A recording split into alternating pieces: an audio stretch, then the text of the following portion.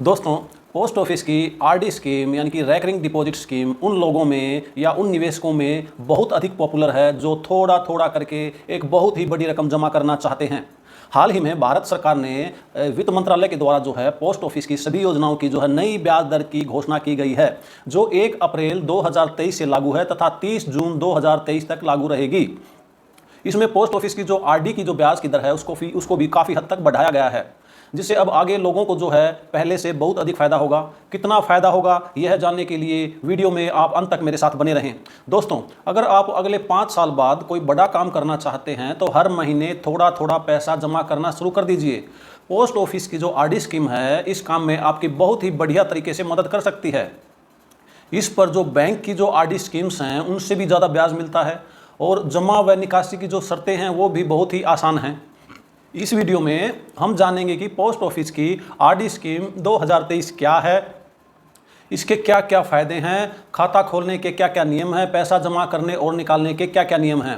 दोस्तों, आपने डाकघर की आरडी यानी कि रैकरिंग डिपॉजिट या आवर्ती जमा योजना का नाम अवश्य ही सुन रखा होगा। आप में से काफ़ी लोगों ने यह खाता खुलवा भी रखा होगा या खुलवाने की सोच रहे होंगे, परंतु आरडी जो रैकरिंग डिपॉजिट आवर्ती जमा योजना के बारे में हमारे दिमाग में बहुत सारे डाउट्स रहते हैं। आज इस वीडियो में हम एक एक करके सारे डाउट्स दूर करेंगे तथा योजना के जो नए नियम हैं उनके हिसाब से हम इस योजना के सभी पॉइंट्स पर जो है डिटेल में जो है डिस्कस करेंगे। जैसे कि यह खाता कौन खोल सकता है तथा यह खाता कहां खोला जा सकता है, कैसे खोला जा सकता है, खाता खोलने के लिए कौन कौन से दस्तावेजों की आवश्यकता होती है, यानी कि कौन कौन से डॉक्यूमेंट्स की आवश्यकता होती है, मिनिमम यह खाता कितनी राशि से खुल सकता है तथा इसमें अधिकतम निवेश की सीमा क्या है, खाता खोलने के लिए किन किन डॉक्यूमेंट्स की आवश्यकता होती है, किस उम्र तक के व्यक्ति का खाता खोला जा सकता है तथा खाते की निवेश करने की अवधि क्या है, इसका लॉक इन पीरियड क्या है तथा खाता को जो है मैच्योर होने की यानी कि इसको परिपक्व होने की इसका टाइम कितना है, इसमें कितना टाइम लगता है, क्या खाता बीच में बंद किया जा सकता है अर्थात प्री मैच्योर क्लोज किया जा सकता है, इसकी ब्याज की दर क्या है, क्या खाते से बीच में कोई पार्शियल विड्रॉल या निकासी की जा सकती है, खाता ट्रांसफ़र किया जा सकता है या नहीं, और खाता किसके द्वारा कब तक ऑपरेट किया जाएगा, या इस पर जो है निवेश पर जो आरडी रैकरिंग डिपॉजिट में जो हम राशि निवेश करते हैं इनकम टैक्स की छूट प्राप्त होती है या नहीं। तो आइए इन सब सवालों का जवाब जो है इस वीडियो में जानते हैं। यह वीडियो देखने के बाद आपको कोई भी डाउट नहीं रहेगा तथा आपको कहीं और जाने की या कहीं और से इसके बारे में जानकारी प्राप्त करने की आवश्यकता ही नहीं रहेगी। नमस्कार दोस्तों, मैं विजय कुमार आपका इस यूट्यूब चैनल पर स्वागत करता हूं। आइए सबसे पहले बात करते हैं रैकरिंग डिपॉजिट की ब्याज दर के बारे में। 1/4/2023 से पोस्ट ऑफिस का जो आरडी अकाउंट है, रैकरिंग डिपॉजिट अकाउंट है, इस समय अप्रैल 2023 से इसकी ब्याज दर 6.2% प्रति वर्ष यानी कि त्रैमासिक चक्रवर्ती, जिसको क्वार्टरली कंपाउंड कहते हैं, इसकी जो इंटरेस्ट रेट इस पर लागू है। हर तिमाही क्वार्टर के बाद जो है हर 3 महीने के बाद सरकार जो है पोस्ट ऑफिस की सभी बचत योजनाओं की नई ब्याज दरों की घोषणा करती है। 1 अप्रैल से और जून 2023 तक की जो ब्याज दर है उसको 5.8 से बढ़ा करके अब जो है 6.2% कर दिया गया है, अर्थात इसमें 0.40 पॉइंट्स का जो है इसमें बढ़ोतरी की गई है। अब बात करते हैं इसमें न्यूनतम जमा के बारे में। न्यूनतम इसमें कम से कम 100 रुपये का खाता जो है इस स्कीम में, आरडी स्कीम में, रैकरिंग डिपॉजिट स्कीम में खोला जा सकता है तथा हर महीने 10 के गुणनांक में जो है कितनी भी राशि से खाता खोला जा सकता है। अधिक डिपॉजिट की कोई भी सीमा नहीं है, कोई लिमिट इसमें नहीं रखी गई है। आप चाहे तो 500 का, 1000 का, 2000 का या 5000, 10,000, 15, 20, 50,000, लाख रुपए या जितना भी चाहे आप पर मंथ के हिसाब से रैकरिंग डिपॉजिट अकाउंट में आप निवेश कर सकते हैं। आइए अब डिस्कस करते हैं कि इस स्कीम में कौन कौन खाता खोल सकता है। तो सबसे पहले बात करते हैं कोई सिंगल वयस्क यानी कि सिंगल अडल्ट जो है, जो कि भारत का नागरिक हो, वह यह खाता खोल सकता है। एनआरआई को जो है जो पोस्ट ऑफिस की स्मॉल सेविंग्स स्कीम्स होती हैं उनमें निवेश करने की अनुमति नहीं होती है,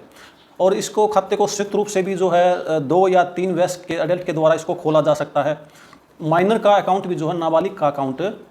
उसके माता पिता या गार्जियन के द्वारा, अभिभावक के द्वारा खोला जा सकता है। अब जो मानसिक रूप से अस्वस्थ व्यक्ति है, जिसको अनसाउंड माइंड भी कहते हैं, बौद्धिक रूप से कमज़ोर जो है, उस व्यक्ति का जो उसके माता पिता या गार्जियन की ओर से उसका खाता खोला जा सकता है।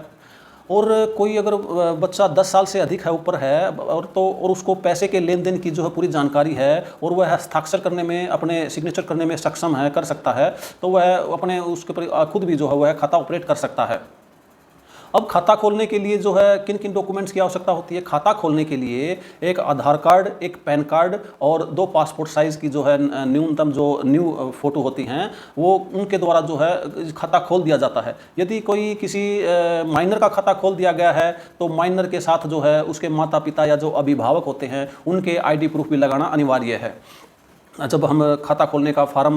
भरते हैं तो उसके साथ केवाईसी के रूप में माइनर के जो अकाउंट खोलते हैं तो उसमें बच्चे का और माता पिता की आईडी लगाना भी आवश्यक है। वो अगर हम इसको पोस्ट ऑफिस में दे देंगे तो हमारा खाता खुल जाएगा। अब बात करते हैं कि खाता खोलने की भी जो है आप कोई लिमिट नहीं है। आरडी रैकरिंग डिपॉजिट स्कीम में आप कितने भी खाते खोल सकते हैं, उसकी कोई लिमिट नहीं है। आप 2 खाते, 3 खाते, 5 खाते, 10 खाते, जितनी संख्या में चाहे आप खाते खोल सकते हैं। अब बात करते हैं इसकी जमा के बारे में। इन अकाउंट्स में जो है आरडी अकाउंट में आप कैश भी डिपॉजिट करवा सकते हैं हर महीने और चेक के द्वारा भी ये खाता खोला जा सकता है। लेकिन चेक के मामले में जो पैसे को जमा करने की जो तारीख होगी, जो चेक जिस डेट को क्लियर होगा वही जो डेट जो है वही तारीख जो है पैसा जमा होने की तारीख मानी जाएगी। अब मासिक जमा न्यूनतम राशि जो है 100 रुपये है और अधिकतम 10 के गुणनांक में है। और यदि महीने की अगर कोई खाता महीने की 1 और 15 तारीख के बीच में खोला गया है तो उसमें जो है डिपॉजिट जो है हर महीने 1 और 15 के बीच में ही करनी होगी, यानी कि 15 तारीख से पहले जो है उसमें डिपॉजिट करनी आवश्यक है। और यदि खाता जो है 16 तारीख के बाद और महीने के अंतिम दिन के बीच में खुला है तो उसकी 16 तारीख जो उसकी डिपॉजिट है जो हर पर मंथ हम कराते हैं हर महीने 16 और महीने के आखिरी दिन के बीच में ही करानी होगी। यदि हम ऐसा नहीं कराते हैं तो उस पर जो है हमें डिफ़ॉल्ट देना होता है। अब बात करते हैं डिफ़ॉल्ट के बारे में। यदि बाद में मान लो 1 महीने के लिए कोई यदि बाद में जमा 1 महीने के लिए निर्धारित दिन तक नहीं किया जाता जो उसकी जमा करने की तारीख है, तो प्रत्येक जो बकाया जो महीना है जो पेंडिंग मंथ है उसके लिए एक डिफ़ॉल्ट शुल्क लिया जाता है। तो अगर 100 रुपये मूल्य वर्ग का आपका कोई खाता है, 100 रुपये पर मंथ के हिसाब से आपने आरडी का खाता खोल रखा है और 1 महीने अगर आप उसमें चूक जाते हैं जमा कराने में, आप रैकरिंग डिपॉजिट में पैसा जमा कराने में चूक जाते हैं तो 100 रुपये पर आपको 1 रुपये का जो है शुल्क देना होगा। और इसी तरह से जो अगर आपका अलग डिनोमिनेशन है तो 200, 300, 400, 500 के हिसाब से आप मल्टीपल करके आप उसका जो है अनुपातिक राशि का जो है उसका आप उसकी गणना कर सकते हैं।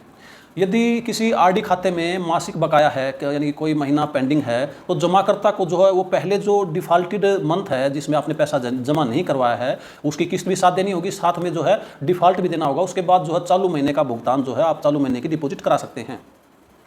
अब 4 रेगुलर बकाया जो है नियमित पीछे जो पेंडिंग मंथ है जो आपने पैसा जमा नहीं करवा है तो 4 महीने के बाद आपका जो है खाता बंद हो जाता है। लेकिन उसके बाद भी 2 महीनों की ओर जो है उसको छूट दी जाती है खाते को पुनर्जीवित करने के लिए, खाते को चालू रखने के लिए। लेकिन यदि इस अवधि का भी आप उसमें खाते को पुनर्जीवित नहीं करते हैं या उसमें पैसा जमा नहीं कराते हैं तो जो आपका खाता जो है परमानेंट बंद हो जाता है। 6 महीने के बाद अगर आप 6 महीने लगातार नहीं कराते हैं, 4 + 2 6 महीने तक अगर आप इसमें लगातार पैसे जमा नहीं कराते हैं तो यह खाता डिसकंटिन्यू हो जाता है, बंद हो जाता है। यदि मासिक जमा में 4 से अधिक बकाया नहीं है तो खाता धारक अपने जो ऑप्शन विकल्प पर जो है खाते की परिपक्वता अवधि को बढ़ा सकता है। जैसे सपोज करो बीच में 3 महीने उसने पैसे जमा नहीं कराए हैं तो 5 साल के बाद 3 महीने और खाते की अवधि बढ़ा करके और वो किस्तें जमा करके उसके बाद वो मैच्योरिटी की पूरी अमाउंट ले सकता है। अब बात करते हैं आरडी अकाउंट में एडवांस डिपॉजिट के बारे में। यदि आरडी खाता बंद नहीं किया जाता है और डिफ़ॉल्टेड नहीं है तो वो खाते में अगले 5 वर्ष तक का जो है अग्रिम जमा किया जा सकता है। तो अब उसको 5 साल तक खाते को 5 साल मैच्योरिटी होने के बाद 5 साल तक खाते को और कंटिन्यू रखा जा सकता है, अर्थात 10 साल तक खाते को चलाया जा सकता है। आप उसमें हर महीने डिपॉजिट करके भी खाते को चला सकते हैं या बिना डिपॉजिट किए भी खाते को अगले 5 साल के लिए रख सकते हैं। उससे आपको जो है अधिक इंटरेस्ट रेट मिलेगा और बढ़ी हुई उससे जो है आपको ज़्यादा फायदा होगा। अब कम से कम जो है अब बात करते हैं रिबेट के बारे में। कम से कम अब 6 जो किस्तों की जो है अगर एडवांस में अगर आप जमा कराते हैं तो आपको जो है रिबेट मिलता है।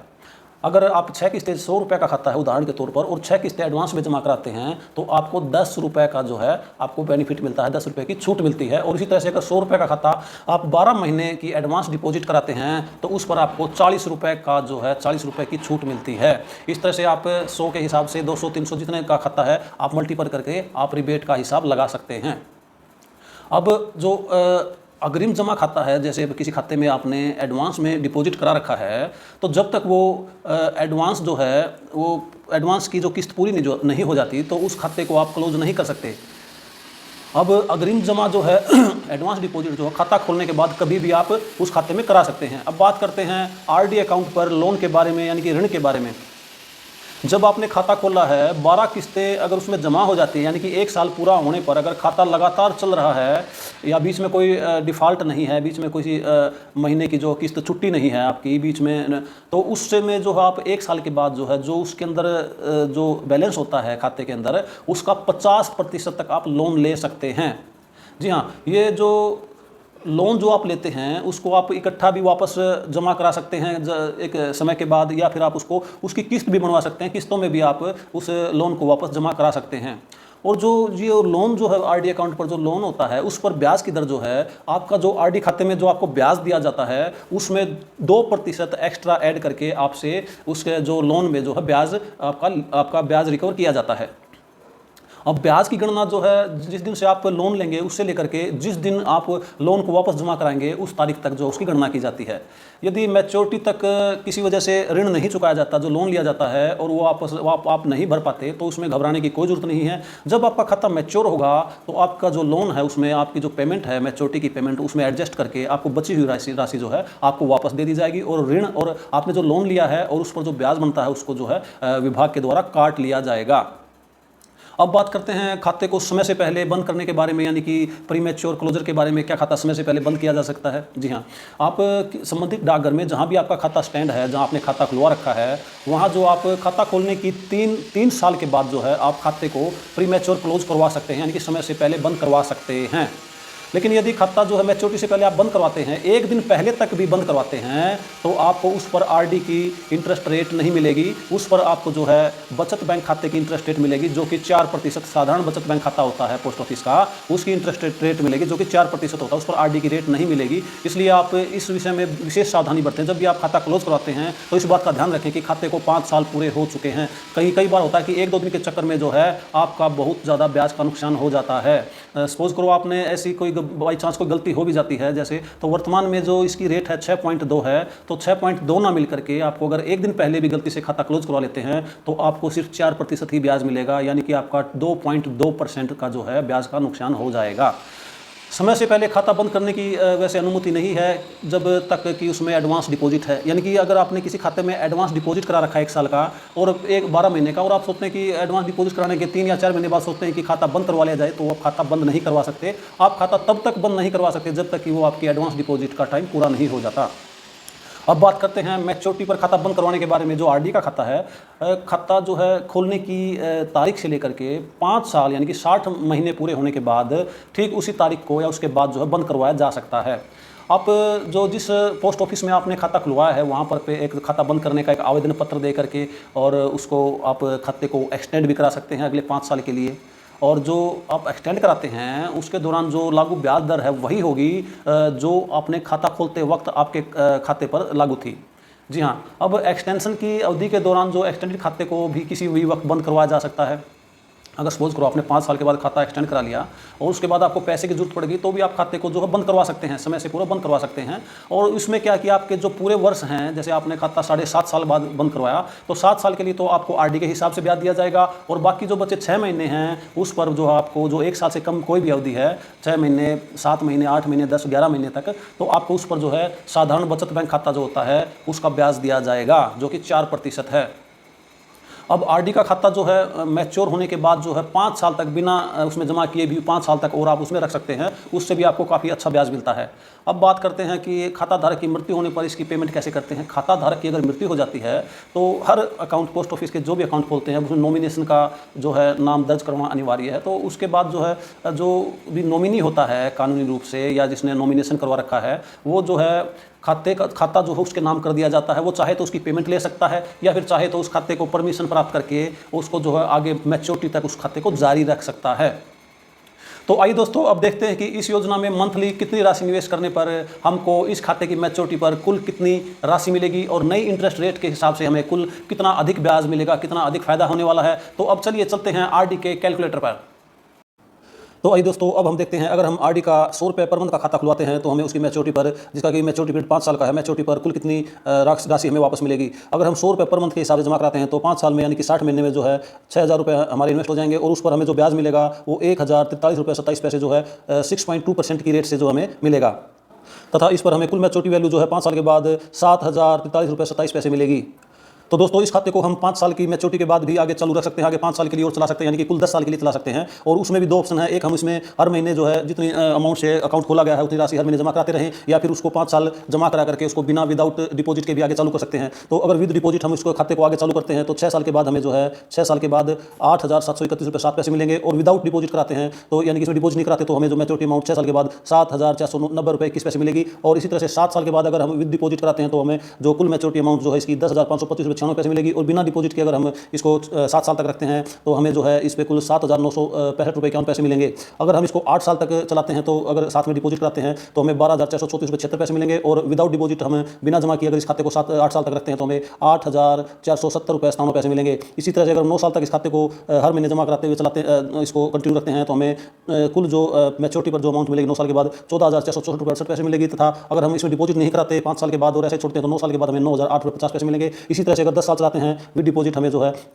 16,623.42 मिलेंगे, और अगर हम इसको विदाउट डिपॉजिट जो है बिना जमा किए अगर इसको अगले 5 साल तक और रखते हैं तो हमें कुल अमाउंट जो है 9,580.15 मिलेगी। और इसके बाद जो है हम देखते हैं कि क्योंकि इसके ऊपर अर्न किया गया जो इंटरेस्ट जो है वो टैक्सेबल होता है, और अगर हमारी जो है कुल इनकम जो है टैक्स के अंदर आती है, टैक्सेबल इनकम है, तो हमें उस पर कमाया हुआ ब्याज जो है वो हमें source income from other sources के रूप में दिखाना पड़ता है। तो किस साल के लिए कितना जो है ब्याज हमें हमारे जो है ITR में इनकम फ्रॉम अदर सोर्सेज दिखाना होगा, तो इसलिए देखते हैं। दोस्तों, अगर हम 100 रुपये का खाता खुलवाते हैं और सपोज करो अप्रैल 2023 में खाता खुलवाया है, तो उस अगर 5 साल तक चला है तो पहले साल जो ब्याज मिलेगा उस ब्याज में से 40.59 रुपये जो है वो इनकम फ्रॉम अदर सोर्सेज में इंटरेस्ट के रूप में दिखाना पड़ेगा, और 24-25 के फाइनेंशियल ईयर में 119.60 ITR में जो है इनकम फ्रॉम अदर सोर्सेज के रूप में दिखाना पड़ेगा, और 25-26 में जो 203.34 और 26-27 का जो फाइनेंशियल ईयर उसके लिए 292.39, और 27-28 का जो फाइनेंशियल ईयर उसमें जो है 387.09 जो है इनकम फ्रॉम अदर सोर्सेज के रूप में दिखानी होगी, तथा 2028-29 में जो है ये 25 पैसे ही जो है उसमें इनकम फ्रॉम अदर सोर्सेज में ब्याज के रूप में दिखाने। तो हमारा कुल टोटल ब्याज जो है 1043 रुपये जो है 5 वर्षों में हो जाएगा। तो दोस्तों, अब हम देखते हैं अगर 500 रुपये पर मंथ के हिसाब से खाता खुलवाते हैं तो हमारी जो 5 साल में कुल हमारा निवेश हो जाएगा 30,000 रुपये, उस पर जो हमें 6.2% की दर से जो ब्याज मिलेगी वो 5,216.34 मिलेगा। हमें 5 साल के बाद कुल मैच्योरिटी वैल्यू जो है 35,216.34 मिलेगी। अगर हम 500 रुपये के खाते को 5 साल के बाद भी कंटिन्यू रखते हैं अगले 10 साल तक के लिए, तो हमें कितना उस पर जो कुल मैच्योरिटी वैल्यू मिलेगी अगर हम विद डिपॉजिट और विदाउट डिपॉजिट उसको चालू रखते हैं। अगर हम उसको विद डिपॉजिट 500 रुपये पर मंथ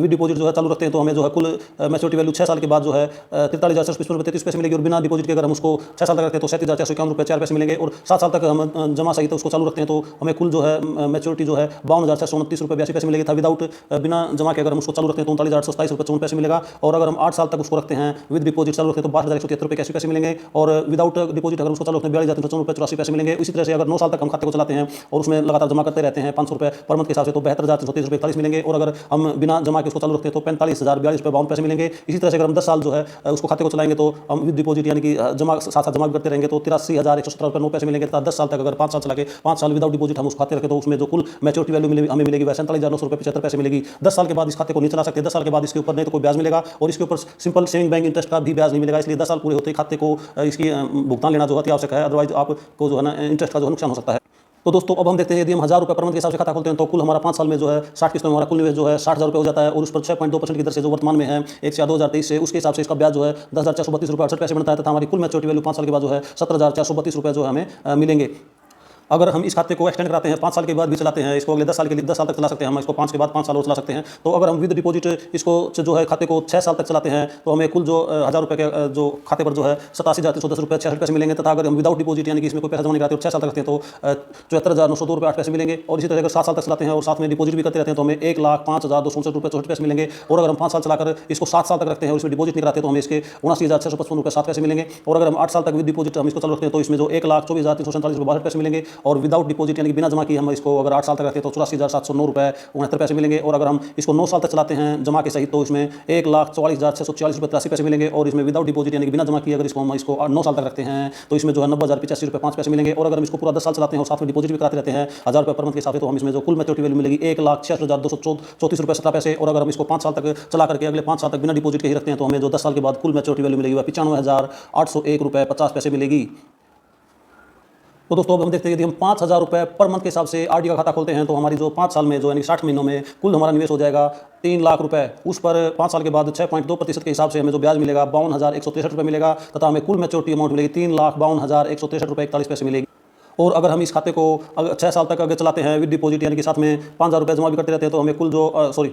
अगर हम इस खाते को आगे 6 साल तक चलाते हैं विद डिपॉजिट तो हमें जो कुल मैच्योरिटी अमाउंट मिलेगी वो है 4,36,553 रुपये 31 पैसे मिलेगी। तथा अगर हम विदाउट डिपॉजिट यानी कि बिना जमा किए इसको चलाते हैं तो 3,74,510 रुपये 41 पैसे मिलेगी। इसी तरह से 7 साल तक अगर हम इस खाते को विद डिपॉजिट जमा कराते हुए चलाते हैं तो इसमें हमारी जो कुल मैच्योरिटी वैल्यू मिलेगी 5,26,298 रुपये 19 पैसे मिलेगी। और बिना जमा किए अगर हम इसको 7 साल तक रखते हैं तो हमें कुल जो है 3,98,275 रुपये 38 पैसे मिलेंगे। इसी तरह से अगर हम इसको 8 साल तक चलाते हैं तो इसमें जो कुल मैच्योरिटी वैल्यू विद डिपॉजिट जो है 6,21,738 रुपये 6 पैसे मिलेगी और विदाउट डिपॉजिट जो है 4,23,548 रुपये 44 पैसे मिलेगी। इसी तरह से अगर इसको 9 साल चलाते हैं साथ में डिपॉजिट भी करते रहते हैं तो इसमें 7,23,234 रुपये 19 पैसे मिलेगी। और बिना डिपॉजिट किए अगर इसको 9 साल चलाते हैं तो इसमें 4,04,425 रुपये 25 पैसे इसकी जो है कुल मैच्योरिटी वैल्यू हमें मिलेगी। अगर 10 साल तक हम साथ में जमा करते रहते हैं और खाता चलाते हैं तो इसमें 8,31,170 रुपये 88 पैसे मिलेंगे। तथा अगर हम इसको 5 साल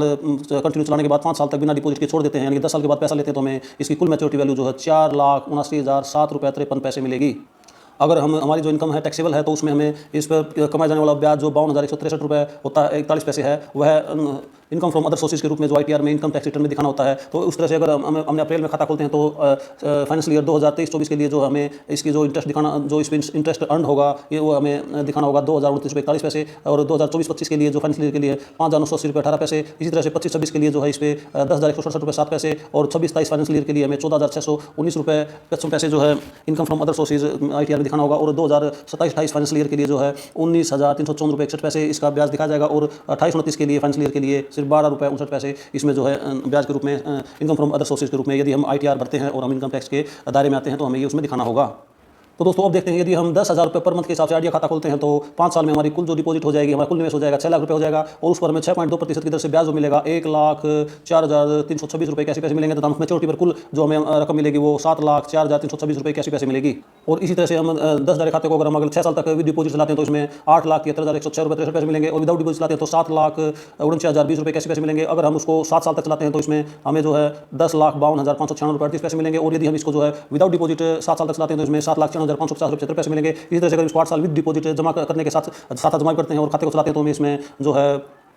12,43,476 रुपये 13 पैसे मिलेंगे। तथा विदाउट डिपॉजिट इसको चालू रखते हैं तो इसमें 8,47,498 रुपये 88 पैसे मिलेंगे। इसी तरह से अगर 9 साल तक कंटिन्यू रखते हैं हम इसको साथ में डिपॉजिट भी कराते रहते हैं तो इसमें 14,46,467 रुपये 38 पैसे मिलेंगे। और विदाउट डिपॉजिट यानी कि बिना जमा किए इसको अगर हम 9 साल तक रखते हैं तो इसमें 9,850 रुपये 50 पैसे मिलेंगे। इसी तरह से 10 साल तक पूरा खाता को चलाते हैं और साथ में डिपॉजिट भी करते रहते हैं तो इसमें हमें 16,62,341 रुपये 75 पैसे मिलेंगे। और बिना डिपॉजिट के हम इसको अगले 5 साल तक और इसको रखते हैं तो हमें जो 10 साल के बाद कुल जो मैच्योरिटी वैल्यू मिलेगी 9,58,015 रुपये 6 पैसे मिलेगी। आइए दोस्तों अब देखते हैं यदि हम इस आरडी अकाउंट में जो है पर मंथ जो है 50,000 रुपये डिपॉजिट कराते हैं तो हमारी जो 5 साल के अंदर कुल निवेश होगा यानी कि 60 महीनों के अंदर हमारा 30 लाख रुपये हमारा निवेश हो जाएगा जमा हो जाएगा इकट्ठा हो जाएगा। तथा उस पर सरकार जो है 6.2% की दर से जो ब्याज देगी वो 5,21,634 रुपये देगी। और जो हमें मैच्योरिटी पर कुल अमाउंट मिलेगी वह मिलेगी 35,21,634 रुपये।